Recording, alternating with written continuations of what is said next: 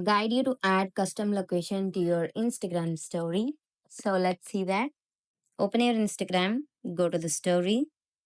So you can go to story, you can take picture. So you can tap on sticker icon over there. Here you can find the location option. If you tap on location, this will give you the ability to add the location, or otherwise you can turn on the location services that will s- show you the nearby places to you, and you can add that location as well.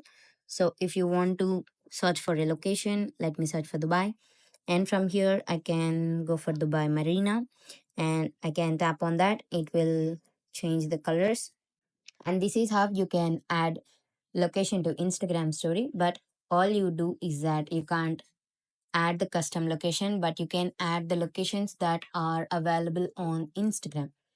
So this is how you can add location to your Instagram story. Thank you.